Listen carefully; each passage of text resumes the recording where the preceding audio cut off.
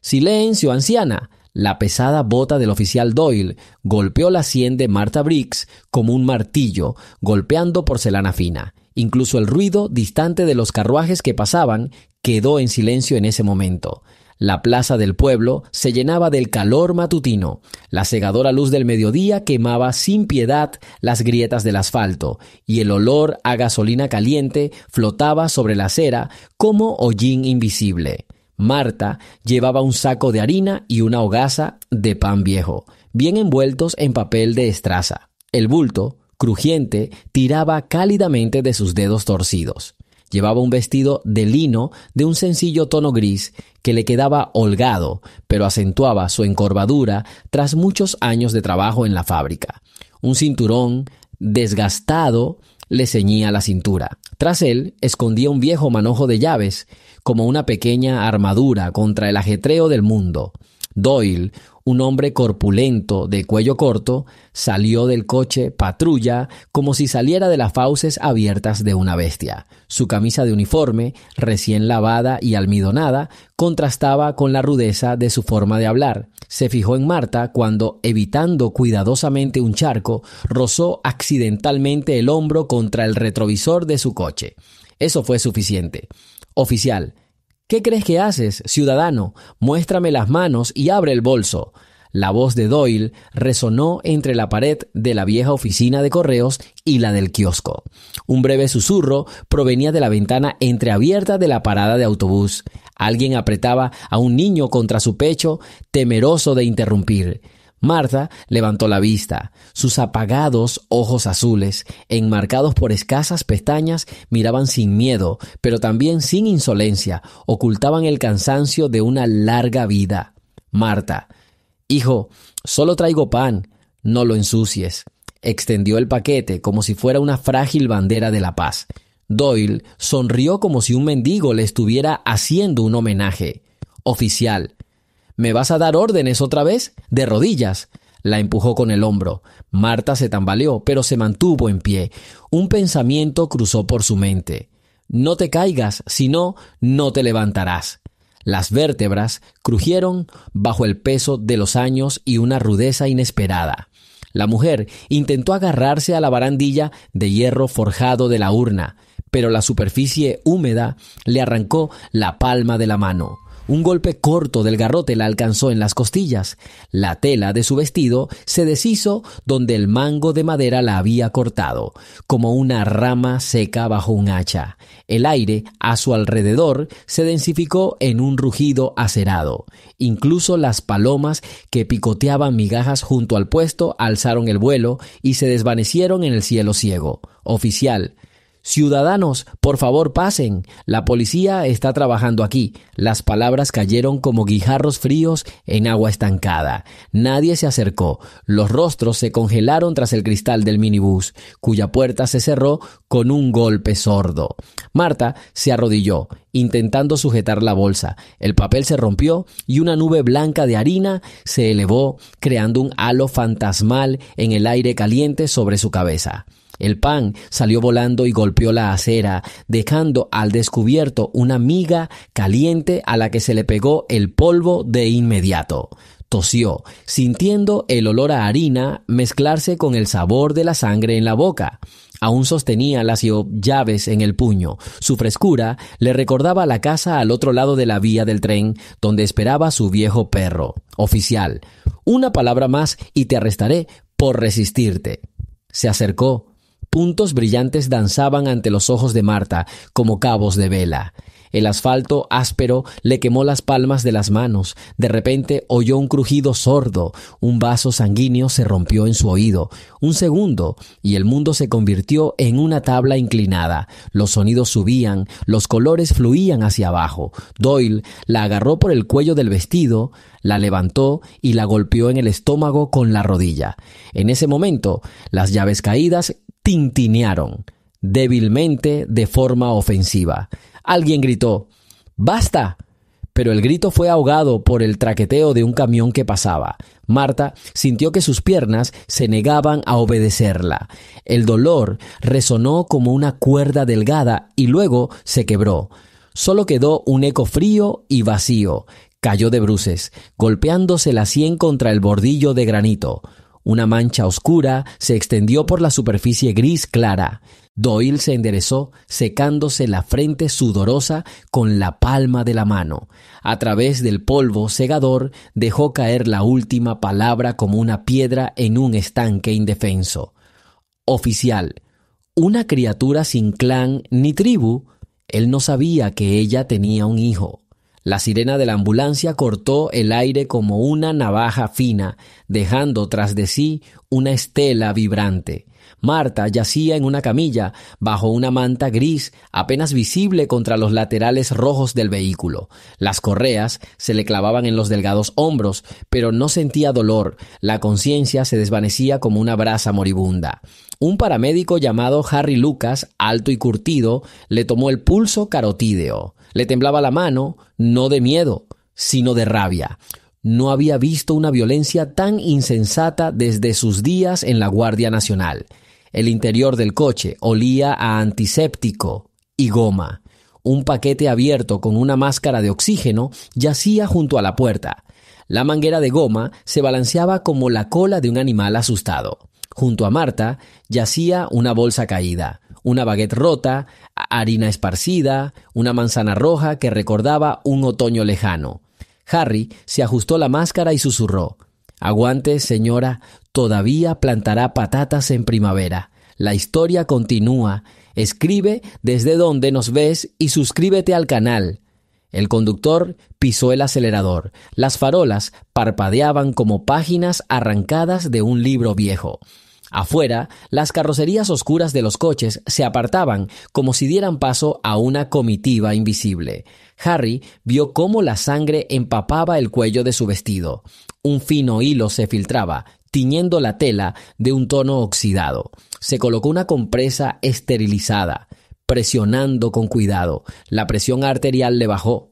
«Saturación 60», le dijo al conductor. «La estamos perdiendo». Entonces todo se volvió borroso. El silbido de un ventilador, el traqueteo de las ruedas, el destello de los reflectores del túnel. La ambulancia fue recibida en la recepción del Centro Clínico St. Mary. Un viento frío de invierno me azotó la cara. El olor a medicina se mezcló con el olor a cemento húmedo. Las puertas de cristal se abrieron silenciosamente, dejando entrar la camilla. La sala de espera estaba silenciosa y en funcionamiento. La tenue luz de las lámparas fluorescentes, el suave susurro de la tarjeta de una vida a otra. La enfermera Emma Harris, una mujer de unos 28 años, con el cabello color trigo maduro, recogido en un moño estricto, leía la lista de admitidos. Su bata blanca no era grande, con las mangas arremangadas hasta los codos para no obstaculizar el movimiento. Un pequeño pendiente de plata brillaba en su oreja, el único adorno permitido por el reglamento. Levantó la vista cuando la voz del pasillo gritó: «Traumatismo craneal». Harry empujaba la camilla hacia la estación de triaje diciendo rápidamente la información. La edad del paciente, un golpe en la sien, inconsciencia, lecturas de presión arterial. Emma asintió introduciendo los datos en la computadora. El cursor parpadeaba como un corazón esperando una decisión. Escribió un nombre: BRIGGS. El sistema se congeló por una fracción de segundo. Luego la línea se volvió naranja. Observación especial. Un pequeño símbolo rojo parpadeó en la parte inferior, una insignia que Emma solo había visto una vez antes, durante sus prácticas, y entonces significaba privilegio federal. El teléfono de la oficina en la pared tembló. Emma lo contestó. «Recepción», habla Harris. Una voz masculina apagada dijo: «Confirmar los datos del paciente. Marta Louise Briggs, 76 años, lesión cerebral traumática, ingresada hace 10 minutos. Tome nota, siga el protocolo 89. La comunicación se cortó. Emma sintió un escalofrío. El protocolo 89 incluía informar inmediatamente a los médicos militares. Miró hacia atrás. Harry ya empujaba la camilla hacia el ascensor que conducía al escáner. Presionó el botón de emergencia. El monitor decía informar al supervisor directo. Sus dedos se detuvieron un momento sobre la tecla, pero su deber como médica pudo más que su miedo. Se oía el sonido de ruedas metálicas bajo los arcos del pasillo. Marta respiraba con dificultad a través de un tubo. Tenía los ojos cerrados y el rostro pálido. Tenía un moretón del tamaño de un huevo de gallina cerca de la frente. Harry le cubrió la frente con una servilleta, como si estuviera impidiendo el paso de una corriente de aire por una ventana. «Señora Briggs», susurró, «no está sola». El ascensor se detuvo y las puertas se abrieron. Se sentía fresco frente al escáner. Las paredes estaban cubiertas de azulejos claros, impecablemente limpias. El escáner parecía una enorme herradura blanca con luces azuladas parpadeando en su interior. Un técnico llamado Joseph Kane, un hombre corpulento, con una barba incipiente y cabello canoso, ayudó a Marta a subir a la mesa. El panel lógico parpadeó esperando una orden. La velocidad de la espiral es de 8 revoluciones. El paso de corte es de medio centímetro, dijo Joseph. Harry deslizó la mesa en la máquina. Un sonido sordo, como un trueno lejano, resonó en sus oídos. Unos minutos después, apareció la primera imagen en la pantalla, una mancha oscura bajo el hueso de su sien, un hematoma subdural. Emma entró en la sala de control y observó la imagen. «Necesitamos una cirugía urgente», dijo. En el cuarto piso, tras las puertas esmeriladas de la unidad de cuidados intensivos, todo estaba en silencio, como si el tiempo se hubiera detenido. El segundero del reloj se detuvo al caer otra gota de solución en un tubo de plástico.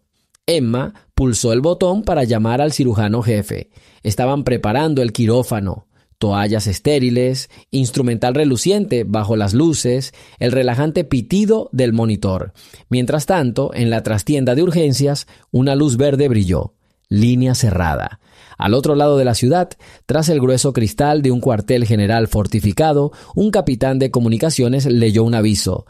Protocolo Ironstone. Active el canal Alpha 3.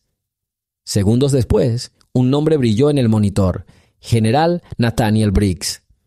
Coronel Turner, dijo secamente el señalero. Briggs lo llama personalmente. El coronel se quitó las gafas y se pasó la palma de la mano por las sienes. La franja plateada de la cicatriz se ocultaba bajo su cabello bien peinado. Se acercó a la pantalla. Un hombre de unos 50 años apareció en el marco. Hombros rectos, traje formal sin tirantes, ojos color piedra mojada. «Informe», dijo brevemente el general. Su madre fue llevada al hospital St. Mary. Su hospitalización es crítica. La voz del coronel sonaba alarmada. El general asintió. «Lanzamos Ironstone. ¿Es la información lo más fiable posible?» «Confirmado, señor. Entonces adelante. Estaré allí en 2 horas». La comunicación se cortó. El coronel se secó la frente. Una fina gota de sudor brillaba bajo la luz amarillenta. Se volvió hacia el oficial de guardia. «Abran el archivo de videovigilancia del distrito de Priemny, bloqueen los servidores del distrito, ni una palabra a nadie». En la habitación del hospital, Marta yacía como un pequeño barco arrastrado por la corriente tras una larga tormenta. El goteo intravenoso latía con regularidad. El electrocardiograma le hacía perder fuerza en los dientes. Emma estaba sentada a su lado, sosteniéndole la mano. Los médicos la observaban a través de una mampara de cristal. En la pantalla del electroencefalograma, las líneas casi se fundían con la sombra. La frecuencia apenas alcanzaba las 3 oscilaciones por minuto. El índice de profundidad del coma era de 3. Emma susurró. «Cariño, el amanecer te espera». Las palabras se disolvieron en el susurro de los dispositivos. Todo el hospital estaba vivo, mientras nadie adivinaba que fuera de los muros de la ciudad, a esa hora, se encendían los motores de los helicópteros negros y las luces de emergencia se elevaban sobre la sede del distrito. Mientras tanto, el agente Doyle llenaba un informe en el edificio de piedra gris de la comisaría 14. El aire acondicionado zumbaba con un siseo seco. Las paredes olían a café negro y documentos viejos. Doyle miró brevemente su reloj. Las manecillas parecían moverse rápidamente, pero el tiempo se arrastraba. Anotó: El infractor no cumplió con la solicitud del agente de policía y mostró resistencia pasiva. Firmó con un gesto florido, como si afirmara su propia grandeza. El sargento de turno, Harry Olson, un hombre corpulento, de hombros redondos y ojos amables, se acercó. «Tom, escuché que esa anciana está en estado grave». Doyle se encogió de hombros. «Es culpa suya. Debería haberse portado con calma». Olson frunció el ceño. «Dicen que los testigos vieron una patada». Doyle se rió entre dientes. Los testigos siempre ven lo que quieren ver. No se dio cuenta de que ya se estaban realizando trabajos técnicos en el piso superior. Empleados del Departamento de Seguridad Interna intentaron abrir el archivo desde las cámaras de vigilancia, pero el servidor respondió con el código acceso denegado. El técnico Jim Cole se retorció los dedos. Nunca había visto algo así. Es como si alguien ya estuviera al mando. La luz sobre ellos parpadeó como si estuviera de acuerdo. En el quirófano le afeitaron el vello de la sien a Marta, revelando una piel pálida con un ligero tono amarillento. La neurocirujana jefa, la doctora Ruth Gibson, una mujer con arrugas como rayos alrededor de los ojos, dijo en voz baja: «Habrá que abrir el hueso de la pared de la sien. El hematoma presiona». El asistente encendió el taladro. Un leve silbido resonó en las baldosas. El bisturí relucía dorado bajo la lámpara. La doctora Gibson hizo el corte con cuidado, como si estuviera cosiendo una tela fina. Salió sangre, pero la succión la absorbió en un tubo transparente. «La presión es de 90/60», informó el anestesiólogo. «Lo estamos sosteniendo», respondió Ruth. El corazón de Marta latía a un ritmo silencioso, apenas audible bajo el zumbido de las máquinas.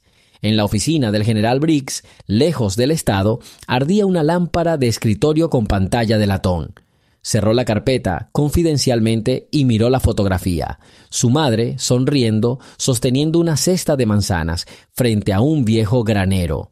La foto tenía 20 años. Ese día ella había ido a verlo a la base militar y le había dicho: «Recuerda, Nat, el valor de un hombre no está en su rango, sino en sus hechos». Recordó su voz, suave pero firme. Incluso ahora, con el escudo de armas en su chaqueta y 15 medallas, oía sus palabras con más claridad que las órdenes del Pentágono. La secretaria llamó a la puerta. «El avión está listo. Estamos despegando», dijo.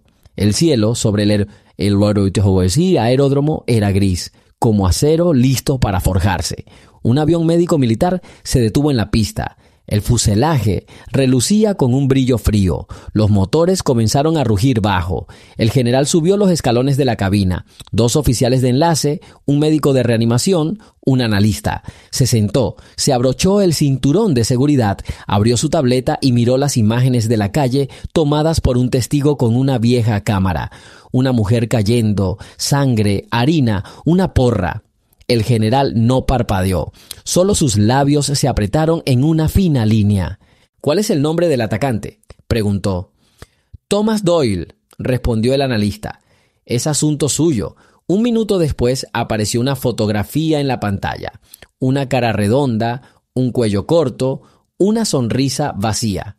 En el hospital municipal, Emma Harris se quitó los guantes, se acercó al dispensador de agua caliente y sirvió té aguado en una taza.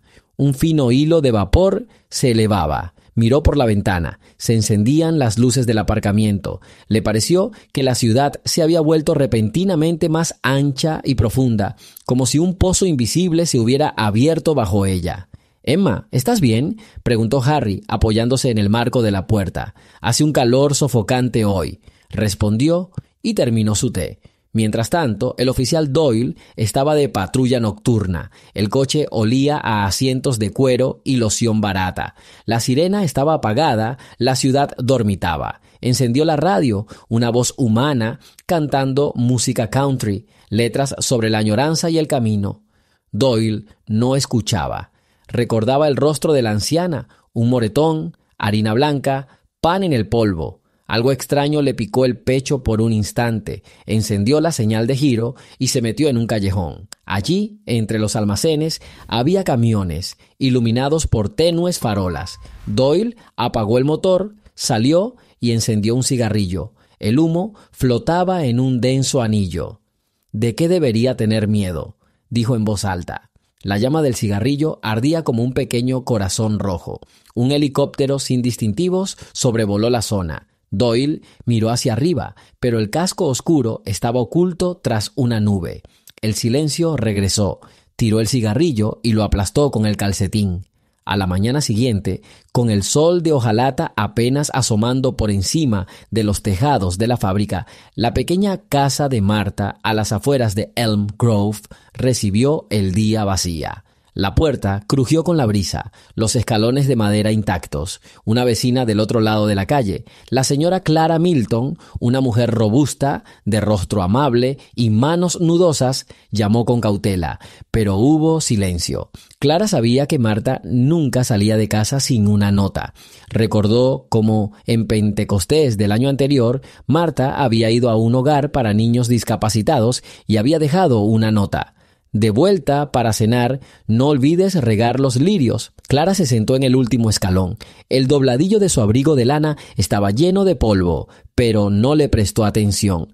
Los recuerdos la asaltaron. Hace 5 años, el río inundó el barrio. El agua cruda arrastraba la basura como un aluvión de lodo primaveral. La gente abandonó sus casas apresuradamente. Clara, aún débil por la cirugía, tropezó en la puerta y se aplastó el tobillo. Todo se fue al traste, menos la voz de Martha, que sonaba nítida. «Saldremos juntas, Clara, no tengas miedo». Martha la cargó en hombros como un joven maletero en una estación de tren y la condujo a través del agua turbia. El frío le apretaba las piernas, pero Martha caminó sin dejarse llevar por el pánico. Más tarde, Clara vio a Martha regresar a su casa y sacar la jaula del gallo para que no se ahogara en la húmeda oscuridad. Desde entonces, Clara llevó su gratitud como un medallón invisible. Ahora, sentada en el porche vacío, cerró los ojos. Una imagen surgió ante ella. Martha en verano, con un sarafán desteñido, en cuclillas o junto a un arriate. La tierra se abría bajo sus palmas como pan caliente. Clara oía su suave risa cuando los niños de los patios vecinos salían corriendo a buscar pepinos frescos. Martha les enseñaba a los niños a contar con las vainas de frijoles, apilándolas como si construyeran castillos del futuro. Un niño, Andrew Holt, hablaba mal después de una enfermedad. Martha repetía los sonidos con paciencia hasta que los susurros se convertían en palabras. Clara se levantó con la rodilla dolorida y se acercó al buzón de Martha. Los periódicos estaban sin abrir. El de arriba tenía un titular sobre las elecciones locales. Tomó un sobre sin dirección con la frase «Martha Briggs, gracias por los 2 vestidos», escrita con letra pulcra. El sobre era ligero, como un agradecimiento. Al ver que Martha no había regresado, Clara fue a la iglesia parroquial. La pequeña capilla de San José, pintada de azul pálido, olía a incienso y cera. El padre Miguel, un hombre alto de barba plateada, encendía velas. «Padre, ¿ha oído hablar de Martha?» Michael frunció el ceño. «La hermana Sara fue a verla esta mañana, pero la puerta estaba cerrada. ¿Por qué preguntas?» «No está en casa. Anoche llamaron a la policía a la plaza. La palabra policía resonaba como una pesada campana». El padre Michael se quitó las gafas y limpió los cristales. «Martha es la mujer que tejía vendas para el frente durante la guerra. Ella es la indicada». El padre Michael metió la mano en la caja de la colecta, donde encontró tarjetas de agradecimiento. Sacó una, amarillenta por el tiempo. «Martha, nuestro ángel después del huracán». Eso fue hace 8 años, cuando la tormenta derribó el cableado y apagó las luces. Martha fue de puerta en puerta con una lámpara de queroseno y una olla de sopa caliente. Puso la lámpara en la ventana de cada casa para que la gente supiera que había luz al otro lado.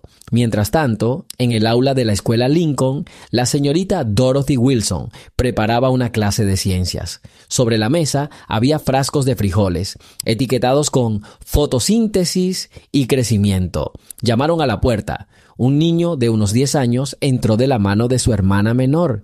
«Señorita Wilson», susurró. La abuela Marta no vino a leernos hoy. Dorothy se sentó y lo miró a los ojos. La abuela Marta está enferma, querida. Todos rezaremos por su salud.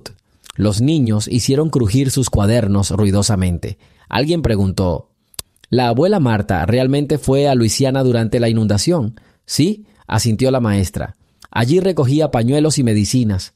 Al otro lado de la calle, el taller del señor Walter Green abrió sus puertas. El relojero, encorvado, con una lupa sobre el ojo y un destornillador largo en la mano, dejó su aparato al entrar un reportero del periódico local. ¿Sabías que ayer vino la policía a la plaza? Conozco cada sombra de este pueblito, respondió Walter. ¿Quién salió herido? Dicen que es una anciana. No revelan su nombre. Walter bajó la mano sobre la mesa y las cadenas del péndulo temblaron. Si es Marta, iré yo mismo al estrado. Me tranquilizó cuando llegó el telegrama sobre la muerte de mi hijo. Simplemente trajo pan y se sentó a mi lado. Intenta escribir sobre ello. El County Voice preparaba su edición matutina. El editor jefe, Leslie Pearson, hojeaba un manuscrito sobre los últimos impuestos cuando el editor de noticias, Ralph Miller, irrumpió con una hoja de dibujo y gritó: «Encontramos imágenes de la recepción del hospital. Paciente Briggs». Leslie levantó las cejas. «¿Briggs, el que organizó la feria infantil?» «Sí, señor. El informe policial ya es clasificado. Imprimiremos con cuidado hasta que lo revisemos, pero la gente debería saberlo. Esa noche, en su oficina, la superintendente del distrito escolar, la señora Juliana Mercer, una mujer seria, con un mechón rubio en el pelo, firmaba documentos. Un guardia de seguridad llamó a la puerta. «El general Briggs te está llamando». Juliana cogió el teléfono y se tensó al reconocer la voz. «Todos nuestros alumnos adoran a su madre, general. Le daremos cualquier referencia». Y en el hospital, tras la puerta de cristal de la unidad de cuidados intensivos, Emma Harris sacó un bloc de notas descolorido de su bolsillo y escribió: «Hazte a un lado, pero yo me quedo». Arrancó la hoja y la pegó con cinta adhesiva al marco de la cama. Harry Lucas entró nuevamente en la habitación y se quitó el gorro médico. Estaba en la plaza. Los niños pusieron pan y flores bajo la lámpara. Colocó una pequeña flor amarilla en la mesita de noche. El tallo temblaba como una vela fina al viento. Ella siempre decía: «No seas un testigo silencioso». Emma asintió. Mientras tanto, en el cuartel general de Ironstone, el teniente analista Matthew Clay colocó una carpeta de pruebas espontáneas sobre el escritorio del general. Ya contenía 13 cartas manuscritas. El dueño de una lavandería le agradeció a Marta por ayudarlo con una inundación. Un veterano sin hogar, George McQueen, escribió que Marta le enseñó a mantener la espalda recta incluso sin techo. Cada carta tenía un año, una firma y una dirección. El general las hojeó lentamente, como si estuviera seleccionando reliquias sagradas. «La gente es lo que este oficial Doyle no vio», dijo. «Vio la edad y un vestido gris». Se puso. El teniente aclaró en voz baja: «Ordenar el servicio de prensa». «Es demasiado pronto», respondió el general. «Que la verdad se revele sola». Se quedó junto a la ventana. Se veía el hangar donde el helicóptero se alzaba como un depredador listo para despegar. La nieve se arremolinaba en pequeñas chispas bajo los focos. Una noche, tarde en su dormitorio universitario, el joven Andrew Holt, el chico que Marta le había enseñado a hablar, abrió su cuaderno. Escribió con letras grandes la frase: «Ella caminó a mi lado hasta que el camino se volvió más suave». Copió las palabras en un papel grueso, con la intención de llevarlas al hospital por la mañana. La ciudad vivía con un aliento silencioso y ansioso, como si esperara el toque de una campana. Los periodistas iban de puerta en puerta recopilando historias sobre una mujer que consideraban común y corriente. El agente Doyle Aún desconocía que tras una de las puertas del tercer piso de la comisaría ya había una solicitud de destitución inmediata, firmada por un asesor del Ministerio de Justicia. Pero el sistema aún resumaba la vieja fuerza. Los informes se retrasaban, los teléfonos permanecían en silencio, las radios silbaban con frases como «ya lo averiguaremos más tarde». Esa noche, el capitán Raymond Hall hizo una copia del video del ataque a Marta. Llevaba la memoria USB en el bolsillo de su abrigo mientras caminaba hacia el estacionamiento. Nevaba, oscurecida por las farolas. Hall levantó la vista. El helicóptero sin distintivos volaba sobre él otra vez. Apretó la tarjeta, una pizca de verdad. Hace muchos años, durante los años de frío y ansiedad bélica, Marta era una joven señalera del cuerpo de voluntarios. Lavaba vendas con las manos en un barranco helado y por la noche, sentada junto al aparato Morse, enviaba señales cortas a los hospitales de campaña. «Ahí hay plasma, ahí hay un camión cubierto». Su indicativo de llamada, Estrella Joven, era conocido en todo el frente sur. Un día, el convoy se perdió en la niebla y solo se oyó un susurro en el aire. Marta llamó hasta el amanecer. Condujo la camioneta hasta el puente junto a un poste de comunicaciones hasta que la luz se fundió con la oscuridad. El convoy llegó, la gente sobrevivió. En la posguerra, confeccionaba mantas infantiles con capas de tiendas de campaña del ejército desmanteladas. Cada manta tenía un bolsillo secreto donde el niño podía esconder una foto de sus padres. Decía, «Por la noche, cuando el miedo aprieta, pon la mano en este bolsillo y te calentarás el corazón». Ahora, en el vestíbulo del hospital, la puerta de la sala de espera crujió suavemente. Entró un hombre alto y canoso con bastón. Era el mismo veterano George McQueen. Le faltaban botones en la chaqueta, pero su porte seguía siendo militar. Se acercó al mostrador y se quitó el sombrero. «Vine a ver a Martha Briggs». «¿Un pariente?», preguntó el oficial de guardia. «Un hermano de memoria», respondió George y sonrió como disculpándose. Lo llevaron a la sala. George se detuvo ante el cristal y se llevó la mano a él. Las cicatrices de sus dedos se volvieron blancas.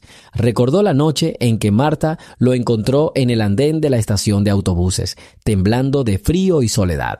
Le había dado té caliente y un ejemplar de El viejo y el mar. «Léelo», dijo. «El pescador es terco, como tú. Te ayudará». Ahora George susurró a través del cristal. «Me mantuviste a flote, hermana. Ahora seré tus remos». A pocas calles del hospital, en un pequeño apartamento en un segundo piso, vivía una excamarera llamada Laura Simon. Acostó con cuidado a su hijo, encendió una lámpara de queroseno sobre la estufa y abrió un trozo de papel descolorido. «Marta, gracias por la cena y por explicarme que no fue mi culpa». Laura recordó que hace 2 años, estando embarazada, el dueño de una cafetería la echó por tirar una mesa al intentar salvar a su hijo del aceite caliente. Marta la acompañó a casa, le trajo sopa, la sentó en el sofá y le dijo: «La amabilidad es simple aritmética. Súmala y será más». Laura ahora era bibliotecaria y con cada libro que sacaba oía la pregunta silenciosa de Marta: «¿Cómo ayudaste?». Cerca de la medianoche, la radio fija del hospital empezó a sonar con un tono seco. La voz del locutor anunciaba un pequeño accidente en la carretera. Harry Lucas, que pasaba por allí, apagó la radio. Le pareció que cualquier ruido tenía ahora un doble fondo. Se acercó a la sala y vio a George McQueen paralizado junto al cristal. Harry dio un paso al frente y puso su mano sobre la del veterano. «Está aguantando», dijo Harry. «Se ha apoderado de toda nuestra cuadra», respondió George. «No vamos a dejarla ir sin luchar». En el noticiero matutino de un canal provincial, el presentador mencionó a la paciente misteriosa, pero no dio detalles. La gente en las paradas de autobús intercambiaba miradas.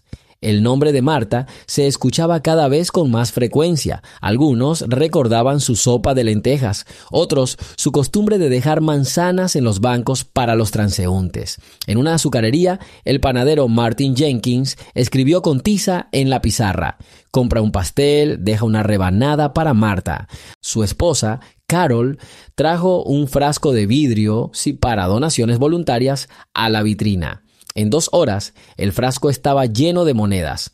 Esa mañana, el departamento de policía convocó una reunión a puerta cerrada. El jefe de distrito, Bernard Caulfield, de cabello canoso, leyó un informe sobre el incidente. Se proyectaron diapositivas en la pantalla, pero entonces el proyector se apagó. El teléfono del escritorio vibró. Una línea federal solicitando los expedientes personales de 7 agentes. Caulfield sintió que el suelo se tambaleaba bajo sus pies.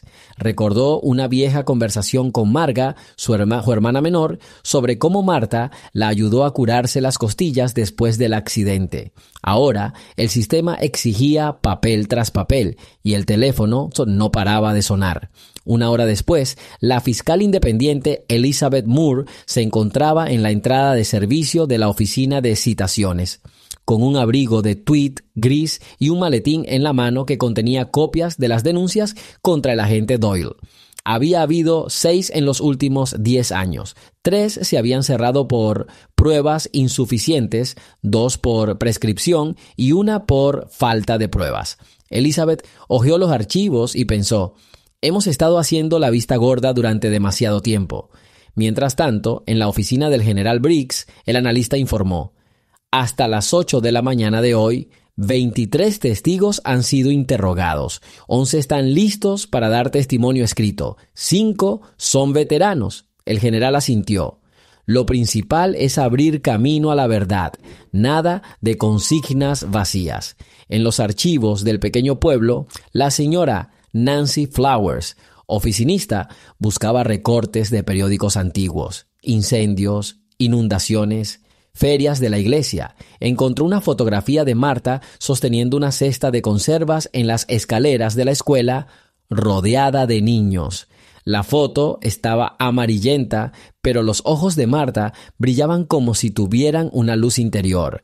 Nancy sacó la foto, la metió en un sobre con el texto "En el caso Briggs" y susurró: que vieran a quien estaban intentando quebrar.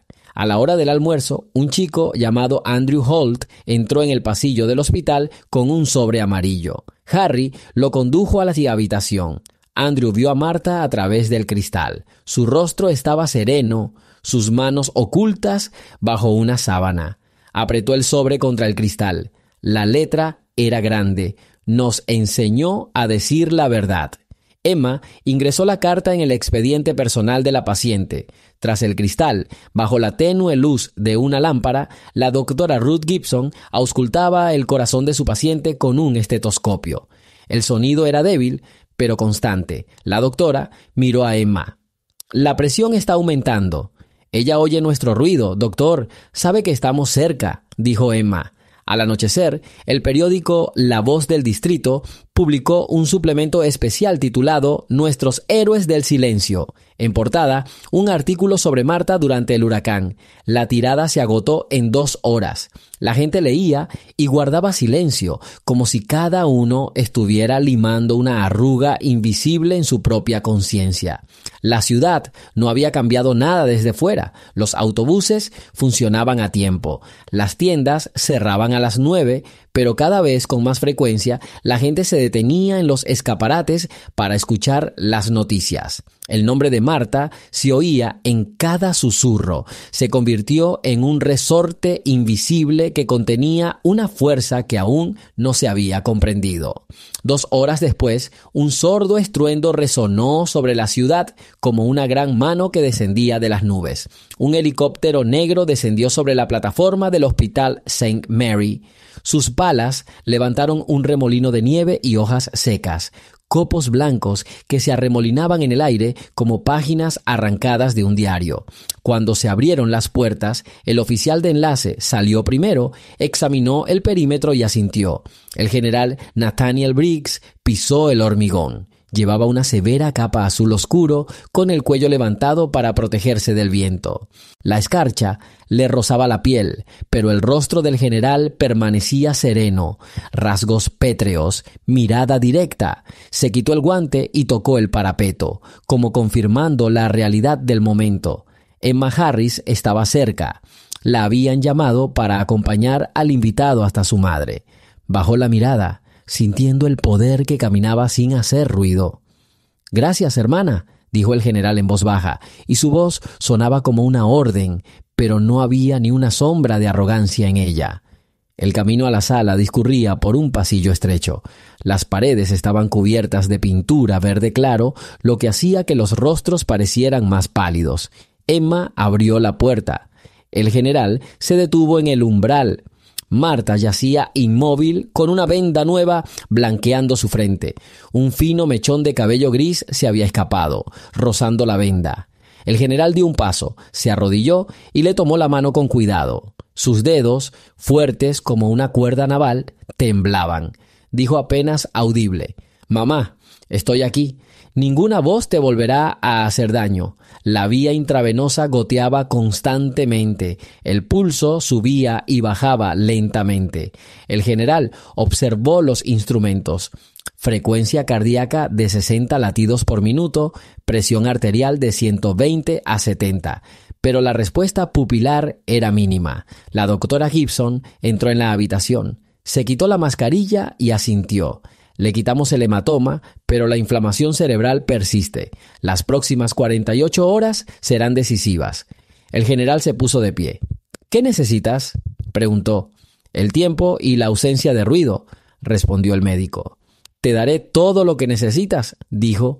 Tras bajar al sótano, el general se dirigió al cuartel general equipado. La secretaria colocó las tabletas sobre la mesa. En la primera pantalla se veía un mapa de la ciudad, con puntos rojos parpadeantes. Cámaras de vigilancia. En la segunda, las redes del servicio policial. El estado era bloqueado. El general se dirigió al capitán de comunicaciones. Eliminar todas las grabaciones de la plaza durante 100 segundos antes y después del ataque. El video se silenció. Una mujer camina, un oficial grita, empuja, golpea con una porra con la rodilla. El general lo vio una vez, inclinó la cabeza. Luego dijo: «Cualquier copia debe guardarse en un medio aparte, cifrarla». El capitán asintió. «Salvado, señor». En la 14ª comisaría, el agente Doyle regresó temprano de su turno. Se dio cuenta de que el coche del capitán Hall no estaba en el aparcamiento. Al entrar en el vestíbulo, vio a 2 hombres trajeados hablando con el recepcionista. Uno de ellos se giró y miró a Doyle, pero no dijo nada. Doyle pasó de largo, con el corazón acelerado. En el vestuario, respiró hondo mientras se quitaba la pistolera. «No pasa nada, están buscando a otra persona». Cogió el arma, revisó el cargador. Le temblaban las manos, guardó el arma en la taquilla y notó que su tarjeta de acceso parpadeaba en rojo. Pasó la banda magnética. El torniquete no se abrió. La figura del sargento Olson apareció cerca de la puerta. «Tom, tus superiores te están llamando». La voz de Olson sonó extrañamente apagada. Doyle asintió y lo siguió. El jefe Caulfield estaba sentado en su escritorio, con las manos entrelazadas. El abogado de Seguridad Nacional estaba sentado a su lado. Caulfield dijo: «Thomas Doyle queda suspendido en espera de investigación. Entregue su arma reglamentaria y su identificación». Doyle se sonrojó. «Estaba cumpliendo con mis deberes oficiales». El abogado levantó la palma de la mano. Comentarios tras la consulta. «Firma». Doyle miró el papel. Las palabras se le nublaban. Quiso decir algo sarcástico, pero recordó las miradas en el pasillo, gente esperando a que alzara la voz para poder escribirlo en el informe. Tomó el bolígrafo en silencio. La tinta caía en gruesas gotas, como una sentencia de muerte. En el cuartel general de Ironstone, el analista Clay recibía datos de los equipos de comunicaciones. El archivo del sitio 14 está bloqueado. El general asintió. Intercepta la copia. Pide una orden judicial al fiscal. El teléfono sonó casi sin parar, pero el general solo contestó una llamada, la del doctor Gibson. Mantenemos la presión, el pulso está estable, afirmó. Exhaló como si soltara la espada de su garganta. Mientras tanto, en el juzgado del condado, el juez Terry Wallace, un hombre alto con una toga vieja, firmó una orden de arresto contra el agente Doyle, sospechoso de abuso de poder. El asunto aún estaba en auge cuando dos agentes del sheriff salieron del edificio. Elizabeth Moore los recibió en el porche. Asegúrese de que todo se haga según lo previsto. No justificaremos ninguna revisión. Al anochecer, cuando la ciudad volvió a estar cubierta de nieve, el general regresó con su madre. Se sentó en un sillón y se cubrió las rodillas con una manta sencilla, tejida por Martha durante sus años de cadete. Cerca, en la mesita de noche, yacía un viejo diario de cuero con relieve dorado, que ella le había regalado el día de su graduación de la academia. Abrió la primera página con una letra pulcra. Hijo, nunca lo olvides, la fuerza no está en el puño, sino en el corazón. Inclinó la cabeza, escuchando el silencio de los instrumentos. Luego tomó el diario y empezó a leer en voz alta, entrada tras entrada, sobre la primera cosecha de fresas, sobre los cachorros que había salvado, sobre la mañana en que partió a su primer viaje de negocios. Su voz era serena, como si estuviera sentado junto al fuego y no entre tubos de hospital. El monitor cardíaco marcaba constantemente. De repente, la línea de pulso saltó ligeramente. El general se detuvo y levantó la vista. Las pestañas de Martha apenas se movieron. Se inclinó. «Estoy aquí, mamá». La mano de Martha se movió bajo la manta. Ni un solo músculo se movió en el rostro del general, pero una luz brilló en sus ojos como las primeras estrellas. Presionó el botón de llamada. Emma entró corriendo, seguida por el doctor Gibson. «Responde a la voz», dijo el médico. Esa misma noche llevaron al oficial Doyle al centro de detención. Se sentó en un banco duro, recordando la plaza. A través de los barrotes de la ventana vio un trozo de cielo donde se arremolinaban nubes. La nieve se pegaba a los barrotes, se derretía y goteaba. Doyle se preguntó por su madre. ¿Estaría viva aún? Aquella que lo había mecido para dormir cuando su padre bebía. Algo frío le temblaba en el pecho. Recordó cómo Martha lo había mirado cuando él gritó. ¡De rodillas! No había miedo en esos ojos, solo una tristeza silenciosa, como si ella supiera algo que él aún no sabía. Y ahora, sentado en su celda, por primera vez no sentía ira, sino vergüenza. La mañana comenzó con la publicación del periódico Golos Okruga, con una fotografía en blanco y negro de Martha en la esquina superior izquierda. El pie de foto nunca fue la sombra de nadie. La tirada se agotó en 1 hora. La fila del kiosco estaba llena de obreros, estudiantes universitarios y jubilados con bastones. La gente leía y un sentimiento único se apoderó de sus ojos, una silenciosa determinación. En la sede de Ironstone, el analista Matthew Clay informó: más de 50 ciudadanos han presentado denuncias por mala conducta del agente Doyle. El departamento está iniciando una investigación interna. El general escuchó en silencio. Comprendió. Esto no es venganza. Este es el barril izquierdo del que brota la verdad. Cierren todas las lagunas legales, dijo. Dejen que la ley haga su trabajo. En el ayuntamiento, donde se reunía el consejo, el viejo veterano George McQueen se puso de pie y dijo: ella sostuvo esta ciudad como una lámpara frente a un templo. No rompas el cristal si no estás listo para ver la oscuridad. Estas palabras pronto fueron impresas en un panfleto distribuido en la esquina de la calle principal. Al tercer día, Martha abrió los ojos. Al principio, la tenue luz de la lámpara le obstruía la visión, pero luego vio a su hijo. Estaba de pie junto a la cama. Sonrió, una leve sombra de sonrisa, pero llena de fuerza. Nathaniel, él tomó su mano con ambas manos.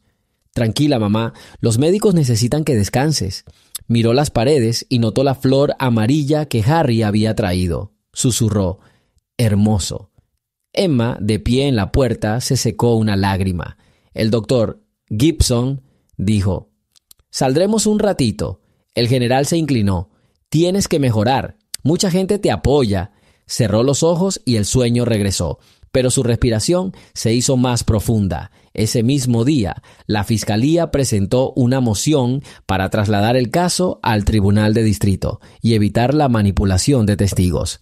Elizabeth Moore recopiló declaraciones y las firmas crecieron como semillas en buena tierra.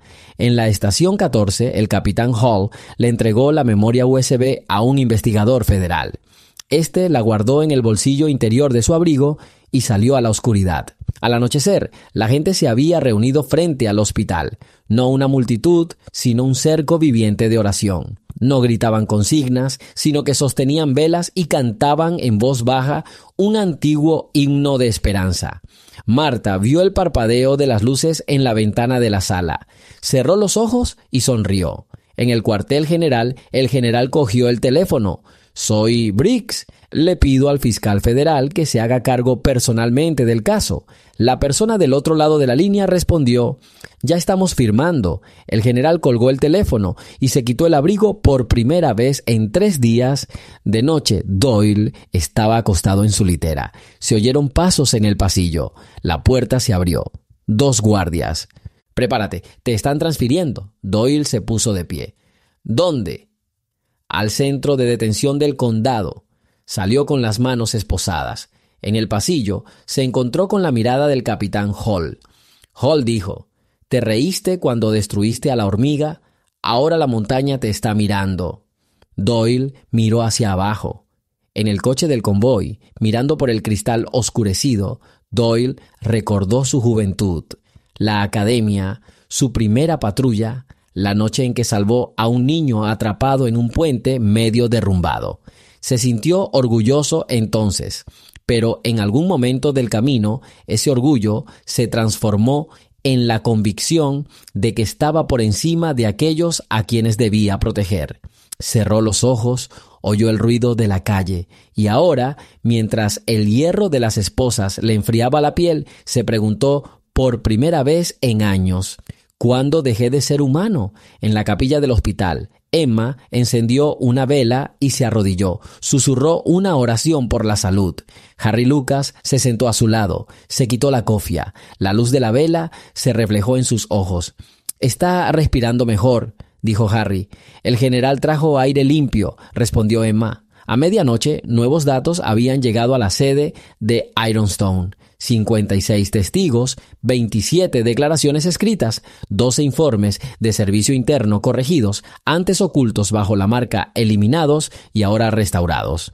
El oficial Marcus Puddy admitió que Doyle usó fuerza contra un adolescente hace 3 años, informó Clay. El general dijo: «Todos los ríos beben agua, pero solo la tierra tiene garganta». Anota su disposición a testificar. En la cárcel del condado, Doyle fue colocado en la celda número 7. Una lámpara ardía tenuemente, alguien había garabateado las palabras, en el silencio se oyen las cadenas de la conciencia. Doyle se sentó en el borde de la litera y tocó las letras. Le habían quitado las esposas, pero la pesadez persistía en su alma. Al 4º día de la operación, Marta abrió los ojos con confianza. Su hijo estaba frente a ella. Preguntó en voz baja: «¿Agua?». El general sirvió de la jarra y le ayudó a levantar la cabeza. Marta bebió 2 sorbos y le dio las gracias con la mirada. Luego susurró: «¿Cuántos problemas has visto, hijo? Y aún así sigues siendo gentil». Quiso contestar, pero el teléfono empezó a sonar. El general se disculpó y salió al pasillo. Era el fiscal llamando. «La audiencia preliminar está programada para el martes. Se ha aceptado la lista de testigos». Por la noche, Marta le pidió al doctor Gibson que abriera las cortinas. El viento arrastraba el polvo de nieve fuera de la ventana. Marta miró un buen rato y dijo: «La nieve oculta las huellas, pero no borra los caminos». El médico sonrió. «Esas palabras llegarán lejos, señora Briggs». Más tarde, Emma le trajo cartas a Marta, docenas de sobres, escritos con letra infantil.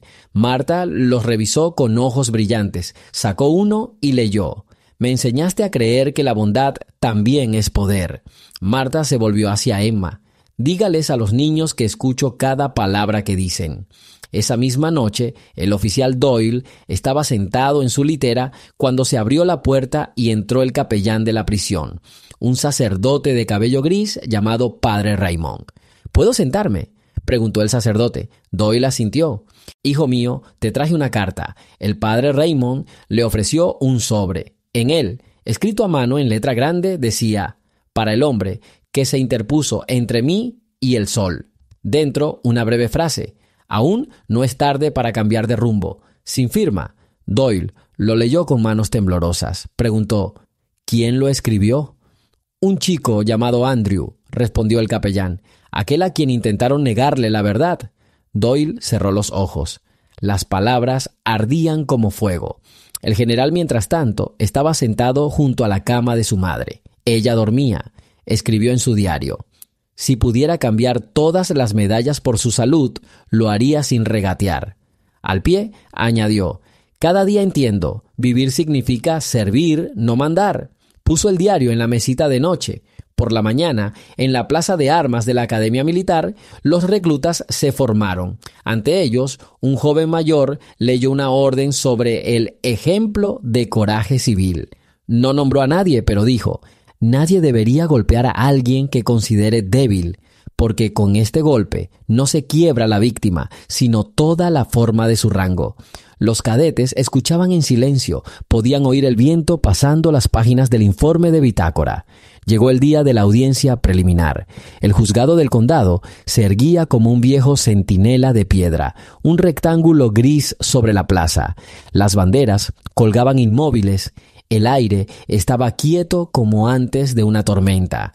Los pasillos de la sala del tribunal bullían de voces, pero nadie alzaba la voz. La gente sabía que las palabras podían convertirse en piedras. El juez Terry Wallace entró en la sala 3. Su toga estaba raída, pero su mirada era penetrante. Anunció: «Se está llevando a cabo el juicio contra Thomas Doyle, acusado de causar intencionalmente lesiones corporales graves, abuso de poder y obstrucción de la justicia». La fiscal federal Marilyn Chase se puso de pie y presentó pruebas: imágenes de video del ataque, un informe médico y testimonios de testigos. Primero llamaron a Harry Lucas. Salió y se ajustó el cuello de la camisa. La luz de la lámpara se reflejó en su frente. El fiscal preguntó: «Señor Lucas, describa lo que vio». «Llegué en ambulancia. La mujer yacía en el pavimento. Tenía la cara cubierta de sangre y dolor.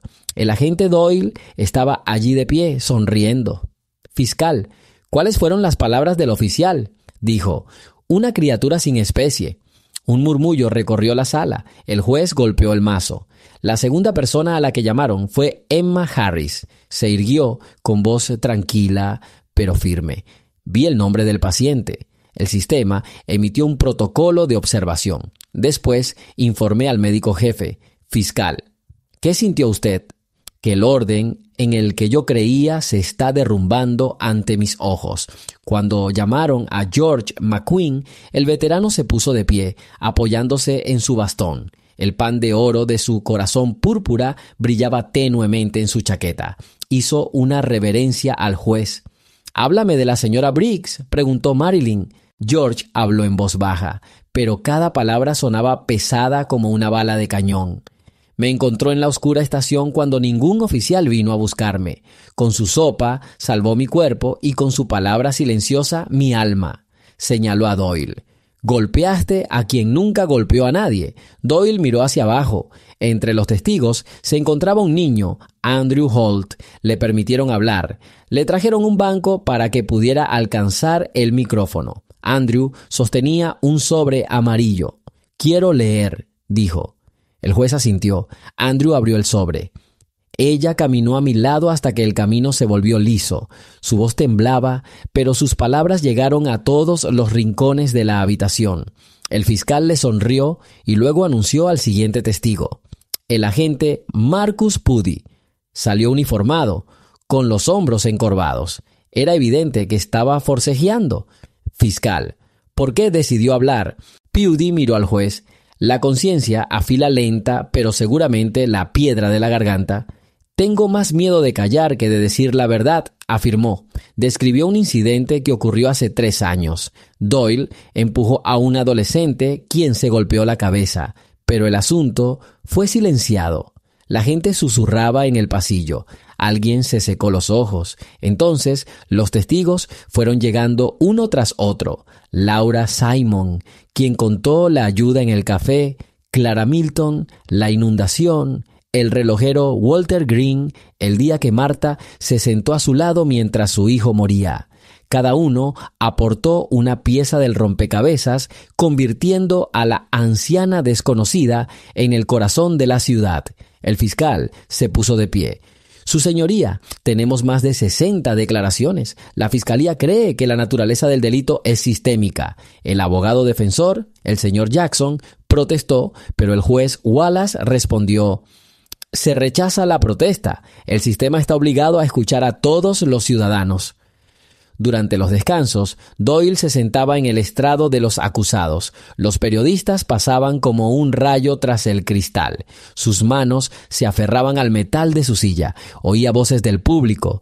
¿Cuánto falta? Su propio susurro rompió el silencio. Lo siento. ¿Pero a quién? Asimismo, a Marta, a la ciudad. El abogado Jackson se acercó a él. Están construyendo una imagen de héroe y villano. ¿Y si es verdad?, preguntó Doyle. El abogado se quedó en silencio. Por la tarde, el fiscal llamó a un patólogo forense, quien explicó con gran detalle el hematoma subdural, señalando que la patada fue lo suficientemente fuerte como para causar la muerte sin tratamiento inmediato. Utilizó una tomografía computarizada en blanco y negro como ayuda visual. Los presentes en la sala apartaron la mirada. El tribunal continuó al día siguiente. Elizabeth Moore compareció presentando un informe sobre las denuncias previas. Cuando el juez preguntó por qué se habían perdido las denuncias en los archivos, ella respondió: miedo y cansancio. El juez asintió. Entonces el miedo salió a la luz. Al anochecer, la lluvia se había convertido en nieve. La campana de la catedral dio las 18. En la escalinata del juzgado, la gente esperaba los resultados de la audiencia. Nadie gritó. Permanecieron cerca unos de otros para no congelarse. En ese momento, en el hospital, Marta estaba sentada en una silla junto a la ventana, con las piernas envueltas en una manta. El general colocó una taza de chocolate caliente en el regazo de su madre. Ella sonrió. Me recordó a los inviernos en Colorado, donde mi padre cortaba leña. Ella levantó lentamente los ojos. Dame el periódico. Lo archivó. En la portada había una foto del juicio. El pie de foto. Audiencia del día. Marta pasó el dedo por la unión entre las páginas y la alisó. No tengas miedo de la verdad, dijo. El general lo miró como un niño otra vez leyendo una carta del frente. Al tercer día de la audiencia, el juez Wallace dijo: existen motivos suficientes para transferir el caso al procedimiento principal. El agente Doyle está formalmente acusado en virtud de 3 artículos del Código Penal. El mazo golpeó la madera. La gente suspiró, pero nadie aplaudió. A los jueces no les gustan los aplausos. Salieron en silencio por la puerta trasera, como viajeros que no buscan la gloria. El general se quedó en el pasillo y cerró los ojos. Oyó una voz familiar. Señor, era George McQueen. Sostenía un bastón en la mano, pero permanecía erguido, como si no tuviera ninguna herida. Tu deuda es grande, dijo el veterano, pero hoy has abrazado la ciudad como a un hijo.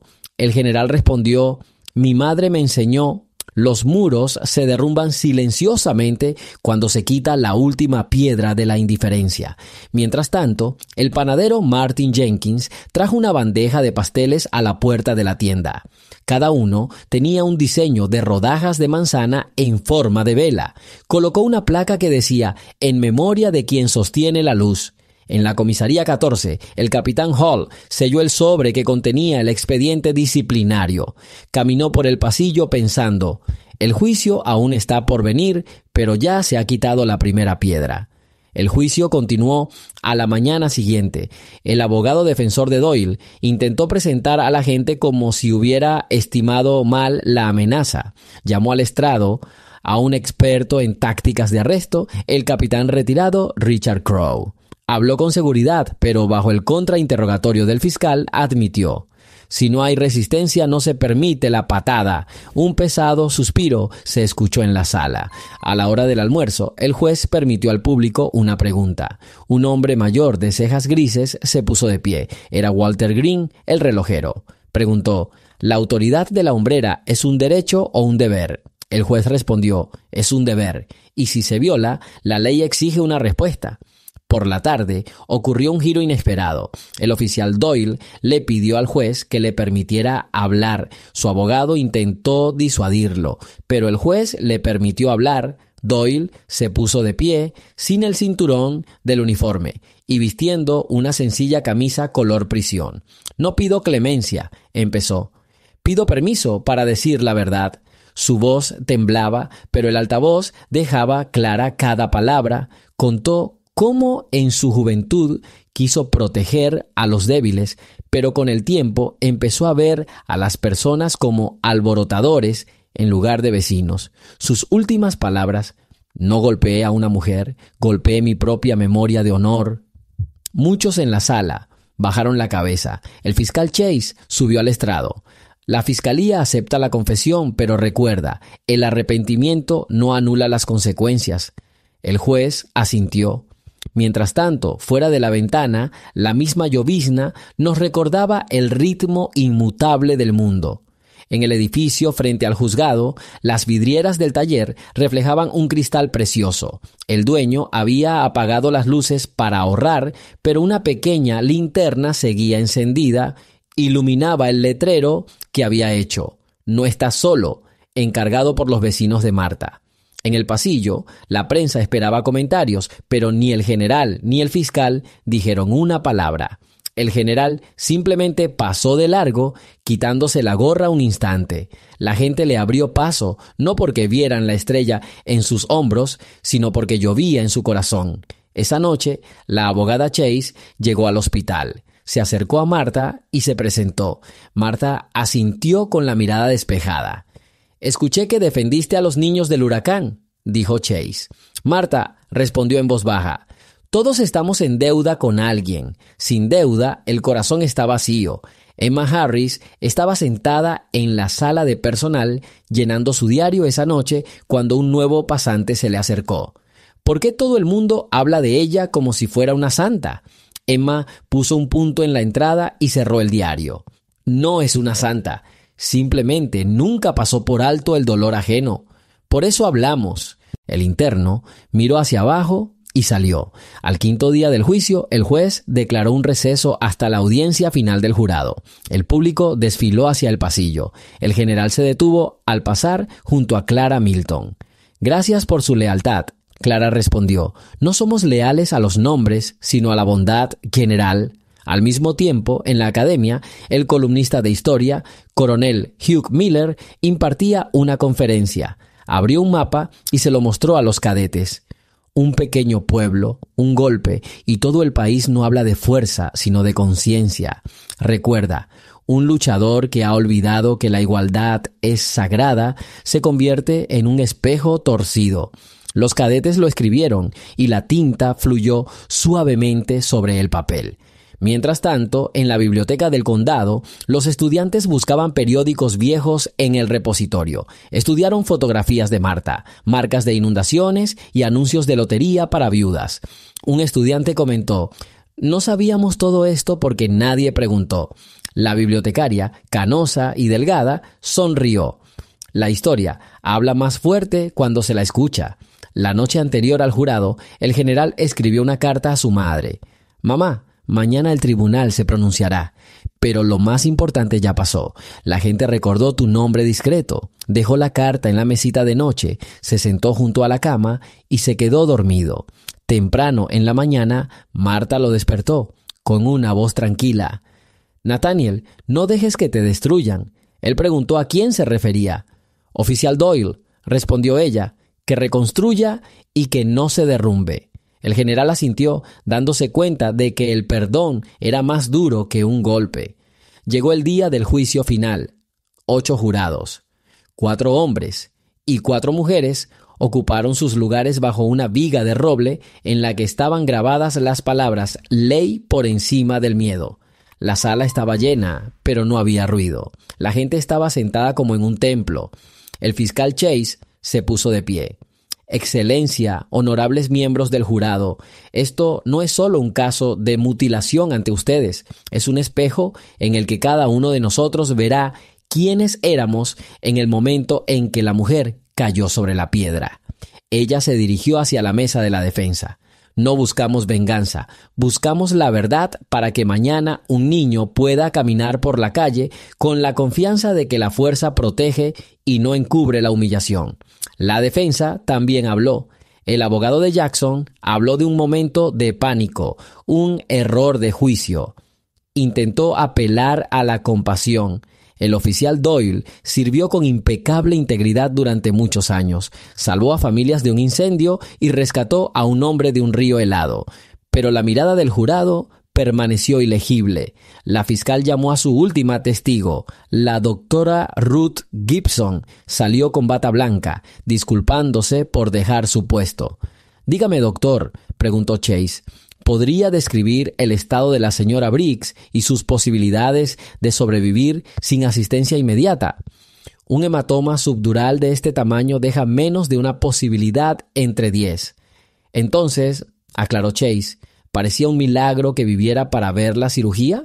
Sí, el fiscal se dirigió al jurado. Pero un milagro no es excusa para un golpe. El jurado se retiró a deliberar. Se hizo el silencio en la sala. El general salió al patio. El aire olía a tierra mojada. Vio a una niña con un cartel. No está sola. La niña pareció avergonzada ante la mirada del general, pero él sonrió, se inclinó y dijo: «Gracias por esta luz». Una hora después, el jurado regresó. El juez se puso de pie. El secretario recogió el sobre. El juez leyó el veredicto: culpable de todos los cargos. Doyle cerró los ojos. Sus hombros se hundieron. El juez declaró un receso antes de dictar sentencia. La sala permaneció sentada. Nadie aplaudió ni vitoreó. El aire era denso y limpio, como después de un trueno. La prensa bullía en el pasillo, pero el general la esquivó. Subió las escaleras al tercer piso para llamar a su madre. El teléfono sonó. «Mamá, veredicto del vino». Ella interrumpió. «Lo noto en tu voz. No celebres. Piensa en quién necesita levantarse». El general respondió: «Estaré allí cuando necesite apoyo y juicio del alma». Durante la lectura de sentencia, la jueza detalló la pena. 8 años de prisión con un programa correccional obligatorio. Añadió: «Oficial, la ley no se venga, sana las heridas de la sociedad y de su conciencia». Doyle miró hacia arriba. «Acepto, y si me lo permite, diré una cosa». El juez asintió. Doyle se giró hacia Marta, a quien habían llevado a la sala en silla de ruedas para que también pudiera escuchar el final. Su voz resonó. «Me sonreíste cuando te dejaba sin aliento. Viviré cada día preguntándome por qué no vi a la persona en tus ojos».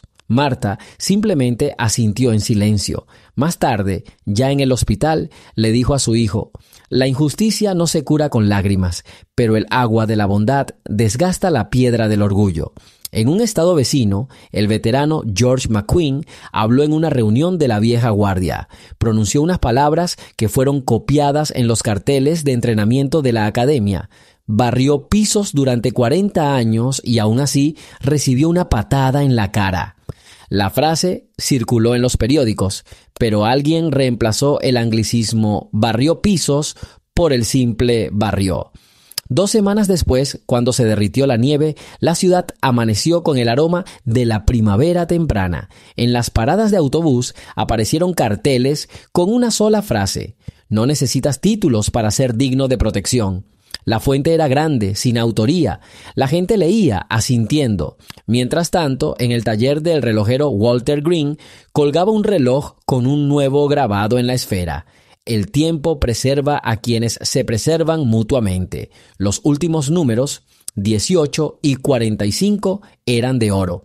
La hora en que sonó la primera campanada en la plaza y la hora en que el jurado regresó a la sala. Una noche, el capitán Hall llegó a la residencia de ancianos donde vivía el exoficial Pudi, y le entregó un ejemplar de Perdón y Deuda con la inscripción: «Gracias por encontrar tu voz». Pudie rompió a llorar. En primavera, el tribunal permitió que Martha regresara a casa. Harry Lucas la ayudó a salir de la ambulancia. Los vecinos estaban en el porche, pero guardaron silencio para no cansarla. Martha subió los escalones con las piernas pesadas, pero la vista despejada. Había una canasta de semillas en el porche. Cada paquete tenía una nota pegada: «Para sembrar bien». Martha sonrió como si hubiera visto a una vieja amiga. Al anochecer, se sentó en la mecedora, cubriéndose las piernas con una manta, y contempló la puesta de sol. El general salió del porche y se sentó a su lado. «Mamá, la ciudad quiere celebrar una noche de agradecimiento». «No, hijo, que planten plántulas, hablarán más fuerte que las palabras». Él asintió, sus ojos esperando un largo silencio. Un mes después, se plantaron tilos jóvenes cerca de la escalinata de la ciudad. La placa solo tenía una frase: «El silencio preserva las raíces». La gente se acercaba, tocaba los troncos, como buscando apoyo. En la biblioteca del destacamento de la colonia penal, el oficial Doyle, sentado en una mesa de madera, leyó en voz alta la carta de Martha a los asistentes reclusos. «Construir un camino lleva más tiempo que derribarlo, pero el camino lleva a casa». Su voz zumbaba suavemente. Algunos prisioneros escuchaban con la cabeza gacha. Un año después, en la academia militar, una nueva clase llevó ramos de flores silvestres a una pared sin señalizar. La pared era blanca, sin placas.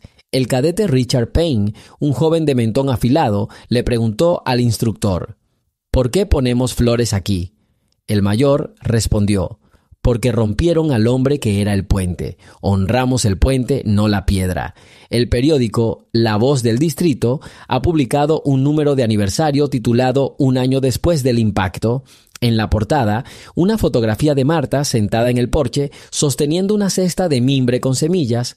Debajo de la foto, una sola frase: «Ella abandonó la falsa fama para dar voz a la gente común».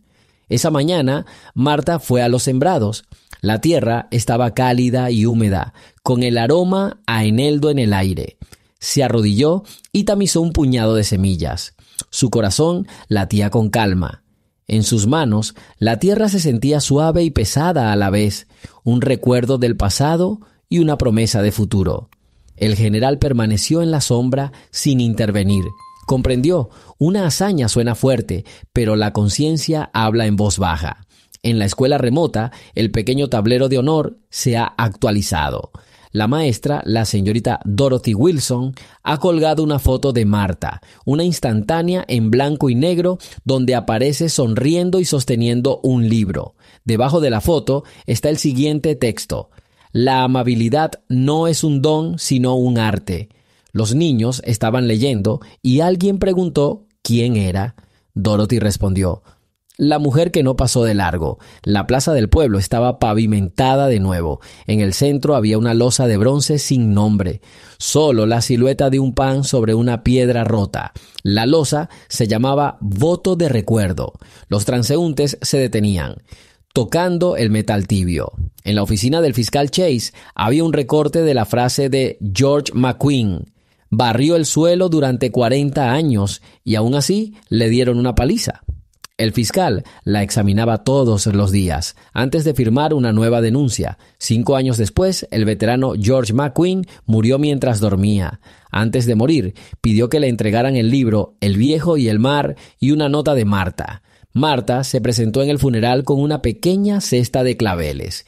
El general tomó del brazo a su madre. Se detuvieron ante la tumba y Martha susurró: «Él era el remero en la noche cuando el barco se escoraba». Cuando el Centro de Entrenamiento de Asuntos Internos celebró su última graduación, el profesor citó al capitán Hall: «Te reíste cuando destruiste la hormiga, ahora la montaña te está mirando». Esta frase se convirtió en la primera regla del código de ética. Con el paso de los años, la gente olvidó el nombre del guardia, pero nunca olvidaron la frase del cartel: No se necesitan títulos para merecer protección. Se convirtió en parte del paisaje urbano, como los gorriones en los aleros. Una clara tarde de mayo, Marta cerró la verja tras ella y caminó lentamente por la calle. A los niños les parecía una canosa narradora, pero era simplemente una mujer que conocía el valor del pan abundante y una palabra amable. El nuevo director estaba en la escuela. Vio a Marta y se apresuró a abrir la puerta. «Pase, señora Briggs». Ella sonrió. «Solo escucharé la lectura, si no te importa». En el aula, un niño, Simon, el hijo de Laura, leía un verso de Colmillo Blanco. Al terminar, levantó la vista y la vio. Marta asintió. «Una buena historia. Te enseña a mirar el miedo a los ojos». Por la tarde, el general escribió en su diario: «Me dejó una lección. El poder es fuerte si recuerda a quienes no lo tienen». Dobló el diario y apagó la lámpara. Los grillos cantaban suavemente en la noche y el viento traía el aroma de la hierba recién cortada. La ciudad dormía en paz, pero en su corazón una pequeña lámpara siempre ardía, sostenida por una mujer con un vestido gris.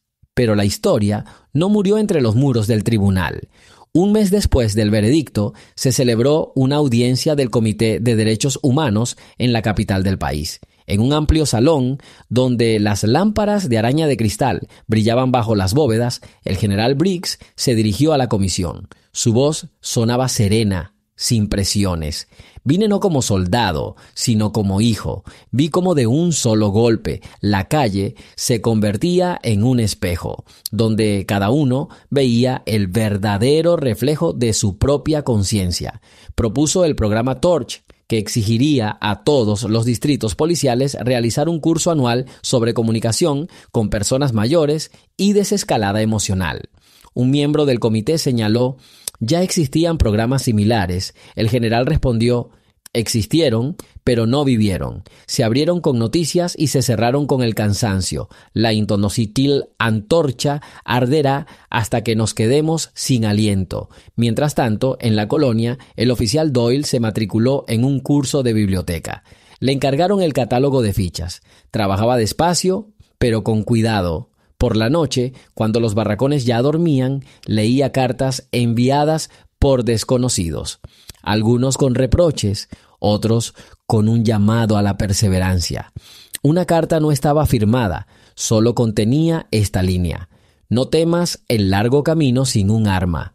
Dobló la carta y la colocó entre las páginas de El Caballero Codicioso. Un día lo llamaron a la consulta de un psicólogo. Había una pequeña grabadora de casetes, una vieja con 3 botones. El psicólogo pulsó play. La voz del niño resonó: «El que golpea también puede levantar». El psicólogo dijo: «Este mensaje es para ti. ¿Qué sientes?». Doyle no pudo responder de inmediato. Se quedó en silencio y luego dijo: «Aún no lo he recogido». En la base principal de la policía militar, la joven capitana Sarah Reed revisaba los documentos de un nuevo programa. Su padre había sido bombero y había fallecido en acto de servicio. A menudo decía que el respeto por el uniforme era respeto por el dolor de quienes lo llevaban.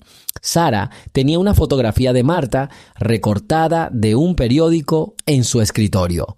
Creía que la historia era el mejor manual de instrucciones.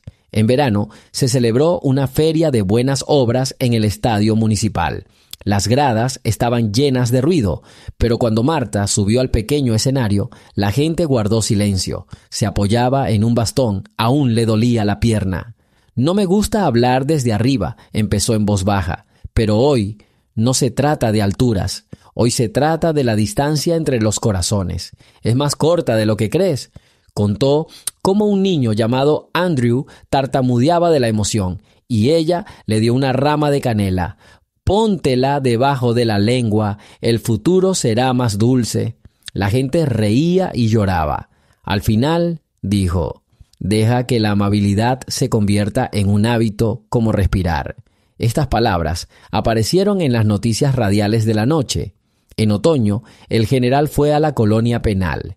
Bajó del coche con una carpeta con documentos del programa Fackel. El director de la colonia lo recibió y lo condujo a la biblioteca. Doyle se levantó al entrar los visitantes, reconoció al general de inmediato y se quedó paralizado. «¿Cómo está, oficial?», preguntó el general. «Estoy estudiando, señor», el general asintió. «Traje libros sobre precedentes judiciales antiguos. Quizás sean útiles». Puso los volúmenes sobre la mesa y le tendió la mano a Doyle. Doyle dudó, pero luego se la estrechó. No hubo perdón en el apretón de manos, pero sí un reconocimiento de la gravedad. Mi madre dijo: «No te culpes por algo más largo que el invierno», dijo el general. Doyle dio un paso atrás. «Lo recordaré». El invierno regresó con un viento frío. Marta pasó la mayor parte del tiempo en casa, pero una tarde salió a la plaza. Habían erigido un banco donde la habían golpeado. Era un banco sencillo, hecho de cedro resinoso. En la parte posterior había una placa de metal con una frase de George McQueen grabada. Ella sostenía esta ciudad como una lámpara delante de un templo. Marta pasó los dedos sobre las letras talladas y se incorporó. Las luces se encendieron a su alrededor. La gente pasaba, algunos asentían, otros se detenían. Un joven con chaqueta de trabajo se acercó al banco. Dijo: «Crecí en un barrio donde las peleas eran comunes, pero cuando vi que te sacaban de la plaza me di cuenta, si a alguien le pueden pegar, mañana me pegarán a mí». «Gracias». Marta sonrió. «Gracias por ver más allá de tu puño». En primavera se instaló un carrusel en el patio de recreo de la escuela Laura Simon gracias a donaciones del programa Torch. Un cartel en la entrada tenía una cita de Andrew Holt. Ella caminó a nuestro lado hasta que el camino se volvió liso. Los niños corrieron y rieron, pero leyeron las palabras. Alguien le preguntó a la maestra qué significaban. Ella respondió: «A veces una persona camina a tu lado mientras aprendes a caminar». Pasaron 2 años más. En la gran sala de conciertos de la academia, el general recibió la Estrella del Valor Civil, la condecoración no militar más alta del estado. Subió al escenario, pero en lugar de hablar, abrió un sobre con una nota de su madre. Leyó en voz alta: «Hijo, cuando la fuerza se mira en el espejo de la conciencia, el mundo se vuelve más limpio». Hizo una reverencia y se fue. El periódico escribió que no había palabra más fuerte que una silenciosa.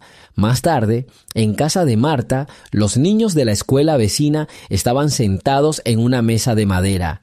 Ella servía chocolate caliente y contaba historias sobre cómo cosía vendas durante la guerra. Un niño preguntó: «¿Por qué ayudaste a quien no conocías?». Marta le acarició la mano. Los conocía mejor de lo que pensaba. Eran personas.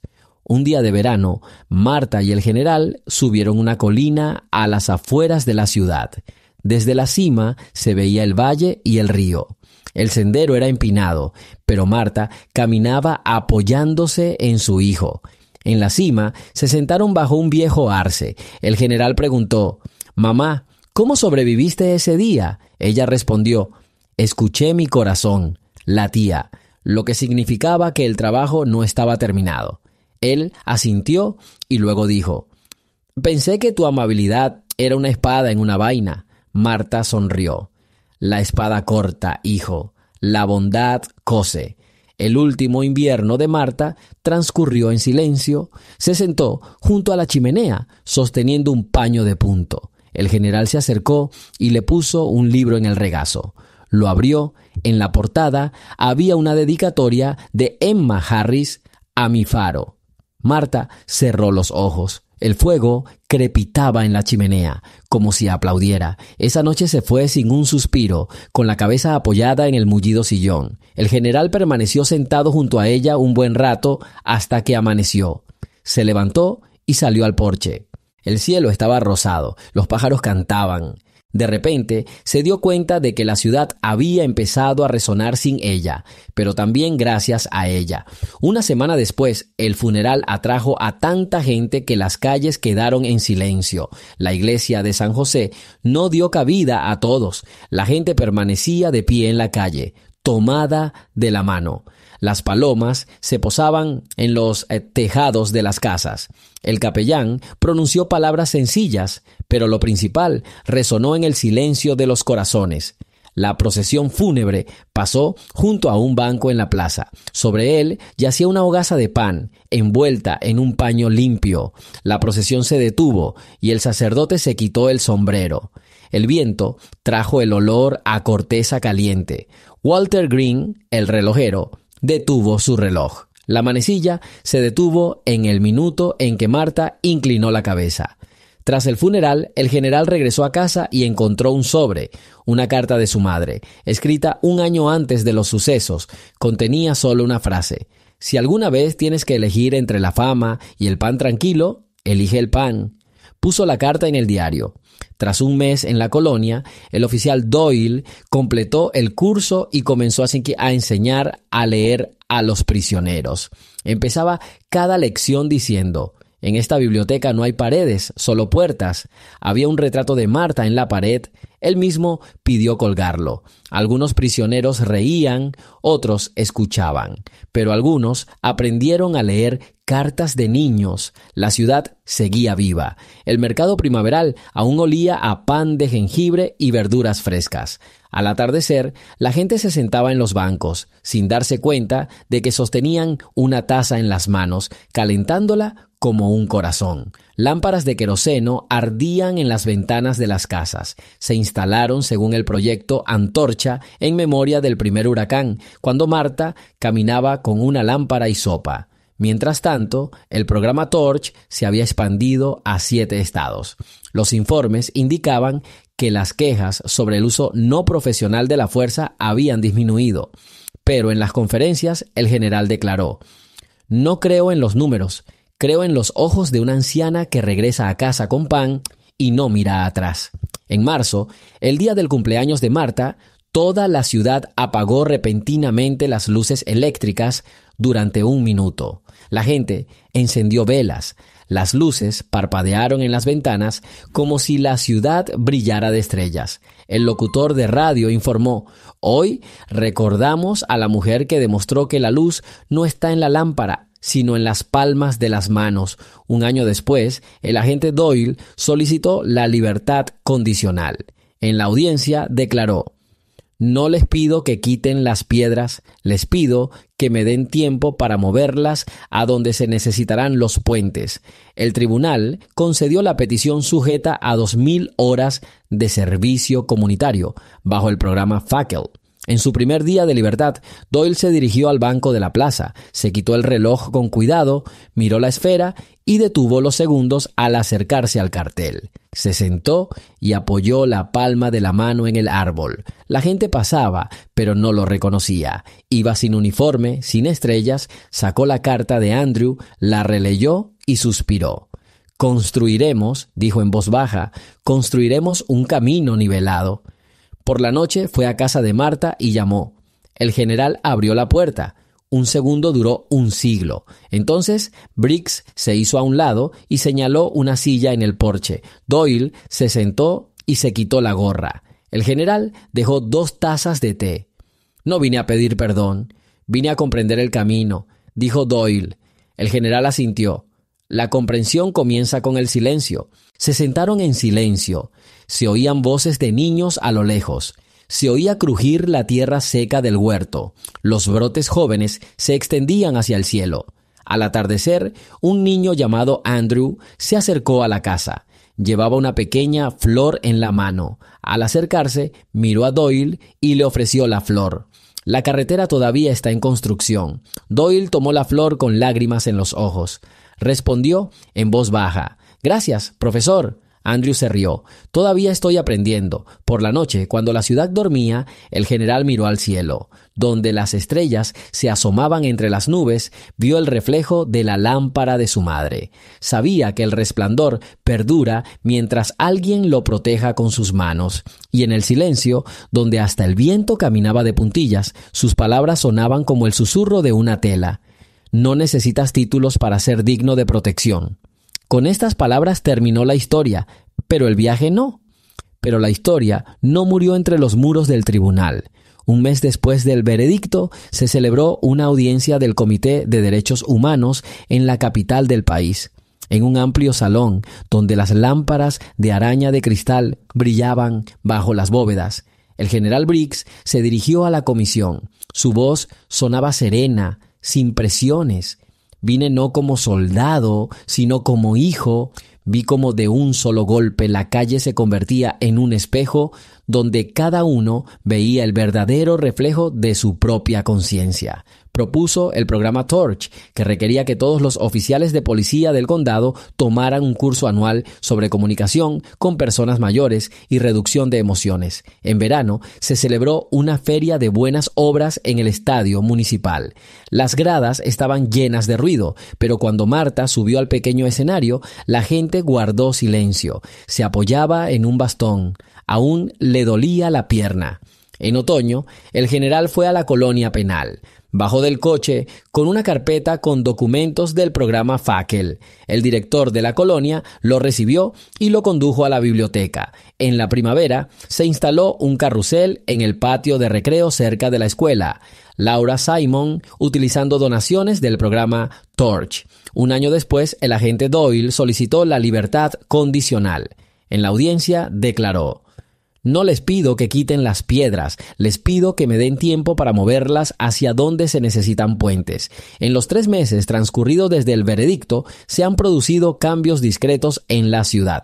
Por iniciativa del general, la alcaldía aprobó el curso Antorcha, formación práctica para agentes del orden con residentes de albergues y residencias de ancianos. La primera lección fue una reunión en el gimnasio de la escuela. Marta se sentó en una silla al borde del círculo y los jóvenes policías la escucharon mientras hablaba sobre el precio de un gesto brusco. Terminó con estas palabras: la bondad no requiere forma, sino que la forma requiere bondad. Mientras tanto, el oficial Doyle había aceptado un trabajo como bibliotecario en la colonia. Todas las mañanas colocaba los libros y comenzaba el día leyendo en voz alta el capítulo sobre la clemencia en las leyes estatales. Los prisioneros escuchaban, algunos por curiosidad, otros por esperanza. En la pared colgaba una fotografía de Marta. Debajo estaba la frase que había firmado: construir un camino nivelado. En primavera, Marta pudo caminar toda la calle hasta el patio de la escuela sin ayuda. Allí, los niños plantaron un tilo, al que llamaron el árbol de la campana. Cuando la campanilla de viento tintineó en la rama, los niños recordaron sus lecciones de contar frijoles. Marta tocó el tronco y dijo: deja que crezca lentamente pero con firmeza. Ese mismo día, el general llegó a su casa. Llevaba un periódico en la mano que decía: el número de denuncias por uso excesivo de la fuerza se ha reducido en 1/4 parte. Le entregó el periódico a su madre y ella respondió: los números son reconfortantes, pero los corazones tardan más en sanar. No te quedes en los números, hijo. Un año después, Marta falleció en silencio mientras dormía. En el funeral, el oficial Doyle, quien había obtenido la libertad condicional, llevó una de las coronas. Caminó detrás del general, deteniéndose ante el ataúd. Inclinó la cabeza y susurró: gracias por el viaje. Sus palabras se perdieron en el himno de despedida, pero el general escuchó y asintió. Al anochecer, cuando la gente se marchó, había un trozo de pan y una vela pequeña en un banco de la plaza. El viento mecía la llama. 2 adolescentes se acercaron, leyeron el cartel: no se necesitan títulos para ser digno de protección, y se tomaron de la mano. La ciudad se desvanecía en una suave neblina crepuscular, pero luces amarillas ardían en las ventanas de las casas, señal de que la lámpara de Marta aún ardía. Había llegado el día del juicio final. El juzgado del condado se erguía como un rectángulo gris sobre la plaza, como un viejo centinela de piedra. Las banderas colgaban inmóviles. El aire estaba quieto, como antes de una tormenta. Un murmullo de voces llenaba los pasillos del tribunal, pero nadie alzaba la voz. La gente sabía que las palabras podían convertirse en piedras. El fiscal Chase se puso de pie. Excelencia, honorables miembros del jurado, esto no es solo un caso de mutilación ante ustedes, es un espejo en el que cada uno de nosotros verá quiénes éramos en el momento en que la mujer cayó sobre la piedra. Ella se dirigió hacia la mesa de la defensa. No buscamos venganza, buscamos la verdad, para que mañana un niño pueda caminar por la calle con la confianza de que la fuerza protege y no encubre la humillación. La defensa también habló. El abogado de Jackson habló de un momento de pánico, un error de juicio, intentó apelar a la compasión. El oficial Doyle sirvió con impecable integridad durante muchos años, salvó a familias de un incendio y rescató a un hombre de un río helado. Pero la mirada del jurado permaneció ilegible. La fiscal llamó a su última testigo, la quescocora Ruth Gibson. Salió con bata blanca, disculpándose por dejar su puesto. «Dígame, doctor», preguntó Chase, «¿podría describir el estado de la señora Briggs y sus posibilidades de sobrevivir sin asistencia inmediata?» Un hematoma subdural de este tamaño deja menos de una posibilidad entre 10. Entonces, aclaró Chase, ¿parecía un milagro que viviera para ver la cirugía? Sí. El fiscal se dirigió al jurado. Pero un milagro no es excusa para un golpe. El jurado se retiró a deliberar. Se hizo el silencio en la sala. El general salió al patio. El aire olía a tierra mojada. Vio a una niña con un cartel. «No está sola». La niña pareció avergonzada ante la mirada del general, pero él sonrió, se inclinó y dijo, «Gracias por esta luz». Una hora después, el jurado regresó. El juez se puso de pie. El secretario recogió el sobre. El juez leyó el veredicto. Culpable de todos los cargos. Doyle cerró los ojos. Sus hombros se hundieron. El juez declaró un receso antes de dictar sentencia. La sala permaneció sentada. Nadie aplaudió ni vitoreó. El aire era denso y limpio, como después de un trueno. Durante la lectura de sentencia, la jueza detalló la pena. 8 años de prisión con un programa correccional obligatorio. Añadió, «Oficial, la ley no se venga. Sana las heridas de la sociedad y de su conciencia». Doyle miró hacia arriba. «Acepto. Y si me lo permite, diré una cosa». El juez asintió. Doyle se giró hacia Marta, a quien habían llevado a la sala en silla de ruedas. Su voz resonó. «Me sonreíste cuando te dejaba sin aliento. Viviré cada día preguntándome por qué no vi a la persona en tus ojos». Marta simplemente asintió en silencio. Más tarde, ya en el hospital, le dijo a su hijo, «La injusticia no se cura con lágrimas, pero el agua de la bondad desgasta la piedra del orgullo». 2 semanas después, cuando se derritió la nieve, la ciudad amaneció con el aroma de la primavera temprana. En las paradas de autobús aparecieron carteles con una sola frase: «No necesitas títulos para ser digno de protección». La fuente era grande, sin autoría. La gente leía, asintiendo. Una noche, el capitán Hall llegó a la residencia de ancianos donde vivía el exoficial Pudi y le entregó un ejemplar de Perdón y Deuda con la inscripción: «Gracias por encontrar tu voz». Pudi rompió a llorar. En primavera, el tribunal permitió que Marta regresara a casa. Harry Lucas la ayudó a salir de la ambulancia. Los vecinos estaban en el porche, pero guardaron silencio para no cansarla. Marta subió los escalones con las piernas pesadas, pero la vista despejada. Había una canasta de semillas en el porche. Cada paquete tenía una nota pegada: «Para sembrar bien». Marta sonrió como si hubiera visto a una vieja amiga. Al anochecer, se sentó en la mecedora, cubriéndose las piernas con una manta, y contempló la puesta de sol. El general salió del porche y se sentó a su lado. «Mamá, la ciudad quiere celebrar una noche de agradecimiento». «No, hijo, que planten plántulas, hablarán más fuerte que las palabras». Un mes después, se plantaron tilos jóvenes cerca de la escalinata de la ciudad.